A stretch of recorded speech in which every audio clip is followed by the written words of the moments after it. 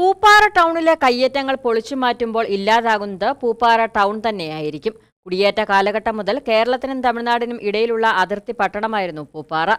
ഏറെ ചെറുത്തുനിൽപ്പുകൾക്കും നിയമ പോരാട്ടങ്ങൾക്കും ഒടുവിലാണ് ഇപ്പോൾ ഏറ്റവും ഒടുവിലായി കയ്യേറ്റ ഭൂമിയിലെ കെട്ടിടങ്ങൾ പൊളിച്ചുമാറ്റുവാൻ ഉത്തരവിട്ടിരിക്കുന്നത്.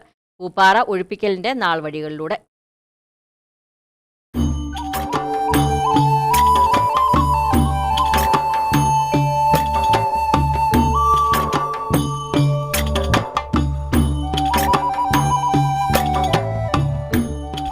മൂന്നാർ സംസ്ഥാന പാതയിലൂടെ സഞ്ചരിക്കുന്ന വിനോദസഞ്ചാരികൾക്കും നാട്ടുകാർക്കുമൊക്കെ പതിറ്റാണ്ടുകളായുള്ള ഇടത്താവളമായിരുന്നു പൂപ്പാറ ടൗൺ. ഇന്ധനം നിറയ്ക്കുന്നതിനും ഭക്ഷണം കഴിക്കുന്നതിനും തമിഴ്നാട്ടിലേക്ക് പോകുന്നതിനുമൊക്കെ പൂപ്പാറ ടൗണിലെത്തിയ ശേഷമായിരുന്നു യാത്ര. ഒരു രാഷ്ട്രീയ സംഘടനയ്ക്ക് പിരിവ് ചോദിക്കുന്നതുമായി ബന്ധപ്പെട്ടുണ്ടായ ചെറിയ പ്രശ്നങ്ങളാണ് നിയമ നടപടികളിലേക്കും ഒടുവിൽ ഒഴിപ്പിക്കൽ നടപടികളിലേക്കും വരെ എത്തിയത്. BJP ജില്ലാ നേതൃത്വം ഹൈക്കോടതിയിൽ കേസ് ഫയൽ ചെയ്യുകയായിരുന്നു. പന്നിയാർ പുഴയുടെ സ്വാഭാവിക ഒഴുക്ക് തടസ്സപ്പെടുത്തിയാണ് നിർമ്മിതികളെന്നും ഇവ പ്രളയ സമാനമായ സാഹചര്യങ്ങളിൽ വൻ ദുരന്തത്തിന് കാരണമാകുമെന്നും ചൂണ്ടിക്കാട്ടി. ഇതിനെ ചോദ്യം ചെയ്ത് വ്യാപാരികളും വാദിച്ചു. പക്ഷേ കേസ് പരിഗണിച്ച മൂന്നാർ ബെഞ്ച് കയ്യേറ്റങ്ങൾ ഒഴിപ്പിക്കുവാൻ ഉത്തരവിടുകയായിരുന്നു. ദേവികുളം സബ് കളക്ടറുടെ നേതൃത്വത്തിലുള്ള സംഘം ഫെബ്രുവരി 7-ന് പൂപ്പാറയിലെ കയ്യേറ്റങ്ങൾ ഒഴിപ്പിച്ചു. വൻ ചെറുത്തുനിൽപ്പ് നാട്ടുകാരുടെയും വ്യാപാരികളുടെയും നേതൃത്വത്തിൽ നടത്തിയെങ്കിലും ദൗത്യസംഘം ഒഴിപ്പിക്കൽ നടപടികൾ പൂർത്തീകരിച്ചു.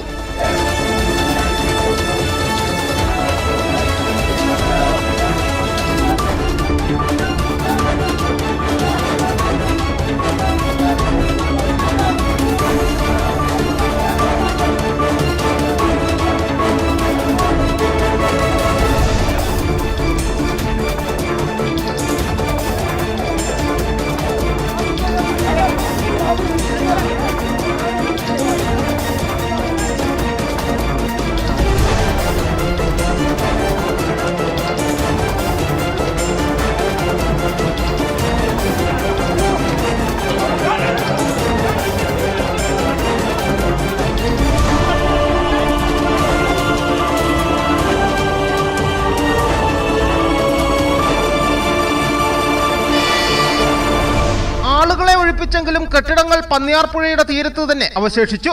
ഇതിനിടയിൽ 14ഓളം ആളുകൾ സുപ്രീം കോടതിയെയും സമീപിച്ചു. ഇതിനെ തുടർന്ന് ഇവരുടെ കെട്ടിടങ്ങൾ തൽസ്ഥിതി തുടരുകയും ബാക്കിയുള്ളവ പൊളിച്ചുമാറ്റുവാനും നിർദ്ദേശിക്കുകയായിരുന്നു. ജൂലൈ 11-നുള്ളിൽ പൊളിച്ചുമാറ്റുവാനാണ് ജില്ലാ കളക്ടറുടെ ഉത്തരവ്. എന്തായാലും ഈ നിർമ്മിതികൾ പൊളിച്ചുമാറ്റുന്നതോടുകൂടി ഇല്ലാതാവുക ചരിത്രമുറങ്ങുന്ന പൂപ്പാറ ടൗണാണ്. Aneesh PA, Idukki vision news.